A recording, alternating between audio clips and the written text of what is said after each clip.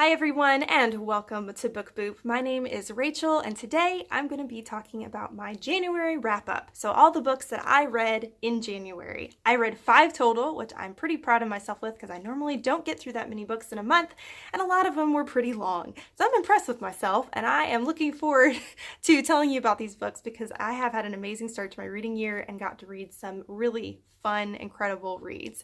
So let's go ahead and jump in. So the first book that I read this year was Archenemies by Marissa Meyer. This is the second book in the Renegades series. If you've never heard of Renegades, it is the age-old story of good versus evil in the form of superheroes and villains. We follow 2 characters. One of them is a villain, the other is a superhero. Their paths end up intersecting, and there's lots of political drama when it comes to why the villains do what they do, why the superheroes do what they do. It's action-packed, it is crazy, it is awesome. I love this series so much. If you love Marvel movies and stuff, this is totally your jam. But Archenemies was so freaking fantastic. I loved it. There was a lot more political drama and intrigue when it came to superheroes, especially just kind of learning more of the things that the superheroes are planning to do for the future. And some of it's pretty shady. And then we get to hear more about why the villains are doing what they're doing and what plans they have. And it's nuts. There were lots of points in the story where I just had some kind of physical reaction. Like I either clapped my hand over my mouth and was like, oh my goodness, I can't believe that happened. Or I was freaking out because I thought someone was going to die. It was insane. I loved it. I don't want to tell you too much more about it because if you haven't read Renegades, I don't want to ruin Archenemies for you. I don't want to give any spoilers. But this book was so much fun. I gave it 5 stars. So a 5-star read, first book in the year. So good. I love it. I cannot wait for the conclusion of this series. I think it comes out in November. So freaking pumped about it. So after that, I went into a very, very highly loved trilogy that I've heard nothing but good things about, and that is the Lumina Files by Amy Kaufman and Jay Kristoff. Yes, that's right. I was making sure I didn't get the writers' names wrong. If you've never heard of the Lumina Files before, it's all about this colony on this planet, and they are mining this substance that they're actually mining it illegally. But this colony is full of thousands of people, men, women, children, who've been living on this colony for quite a while. And then this big company called Biotech, they find out that this colony is mining this substance illegally. And I think Biotech are the ones that kind of mainly are the main sellers of this type of thing. And so instead of doing the normal legal thing of like just doing legal action against them, they decide to send battleships over and just start bombing this place and literally trying to wipe out the entire colony, trying to kill everybody and for them to like cover it up and pretend like it never happened.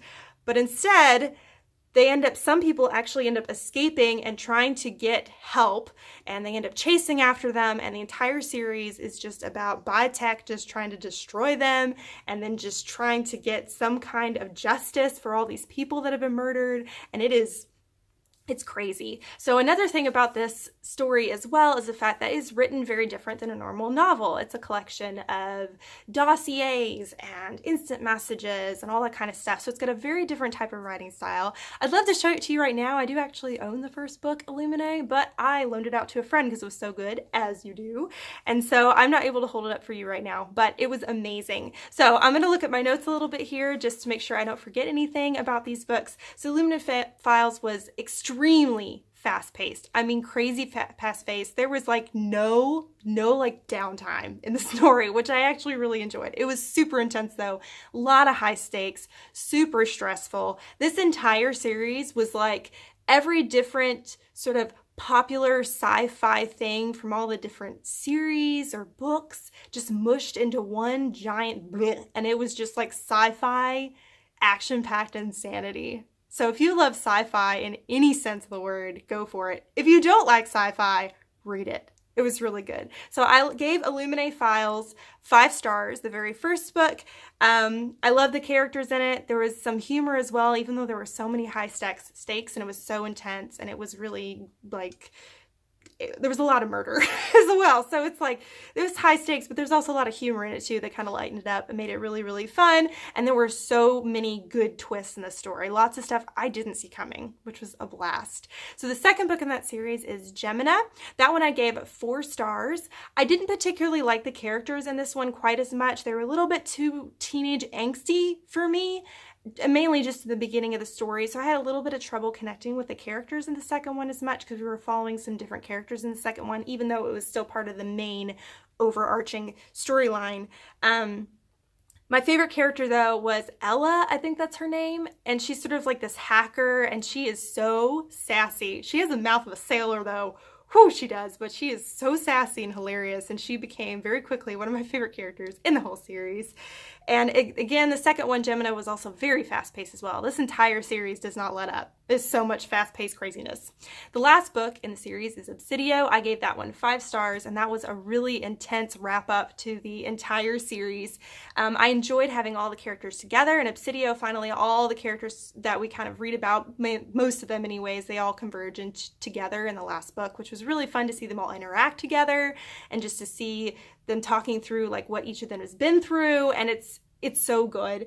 There are again crazy high stakes in this last book. I mean, every single book had lots of high stakes, but my goodness, the last one, whew, it was intense. There are a lot of perspectives in this one. Instead of it just being in one specific place, there are several different perspectives throughout the book that kind of hops around in, which was really enjoyable and I had a lot of fun with as well. I ended up really, really liking Aiden's character. Aiden is basically, he's kind of like an anti-hero.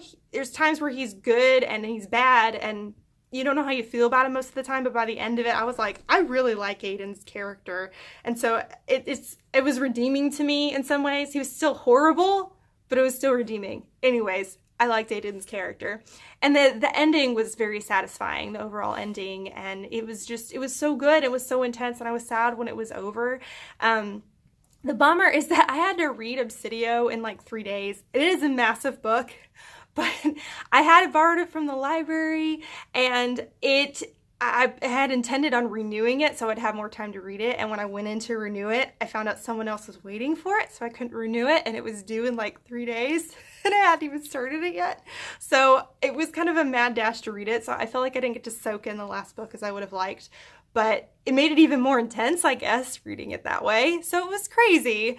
So yeah, Lumina Files, so good. Really enjoyed it. Highly recommend it. It was so fun. I see why there's so much hype behind it and why people love it. It was really good, and I highly recommend reading it. The last book that I read this month was Ender's Game by Orson Scott Card. Ender's Game. Yeah, I give this one 3 stars. This story is about this boy named Ender, and in the particular world, as in Earth, this alien race called the Buggers had come several years ago and tried to basically wipe out the human race. The humans ended up destroying the Buggers, or at least making them retreat by the skin of their teeth, and they're kind of anticipating and waiting for the Buggers to come back and destroy us all. And so to prevent that, they start going through and like monitoring kids and trying to find kids who have the qualities to be able to be a great leader. And so they're searching basically for a great commander that can lead a fleet to destroy the Buggers. And they end up finding Ender, and he's their best hope for humanity. So this book was, okay, this makes me sound probably a little short-sighted, and I apologize, but I normally don't read very many books that haven't been written maybe in the past 10 years or so. This one was published, I think, in 85, 87, something like that. So it's a little bit of an older book, and it is slower paced. And that, again, might be my fault because I read the Lumina Files right before this, which is one of the fastest paced stories I've ever read. So this book was slower paced. It was really, really dark. I'm going to look at my notes again to make sure I don't forget anything I want to say. It was slow paced. The characters were really dark. The experiences were really dark. One of the characters, who's a kid, by the way, is a total psychopath. He's a genius, but he's the kind of person who would grow up to be a serial killer. Like, anyways, and the kids were really mean to each other. They were just so mean to each other. It was awful. And so it was just a very dark story. Again, slow paced. There were some really good twists in it, though, and that was the redeeming feature of it for me, was the fact that there were twists in there. The final twist in the book, I honestly didn't see coming, and I was shocked about, and I kept thinking about it after I read it, and that's saying something. For a book that I didn't overly enjoy that much, the fact that the twist at the end stuck with me, and I still think about it to this day, and I probably will for a long time. It was a good twist, and there were a few good twists in there, and so it was kind of worth it for that, I guess. yeah, that's kind of the main things I thought about that one.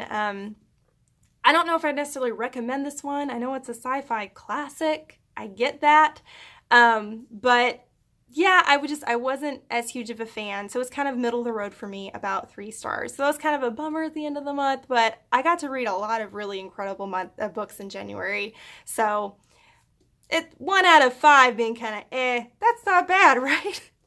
So those are all the books that I read in January, 5 total. Lots of fun. Have you read any of these books? Let me know down below. Have you read any sci-fi or have any sci-fi books you recommend to me that I should try? Let me know down below as well. Also, what did you read in January? Let me know what books you read. I'd like to hear it.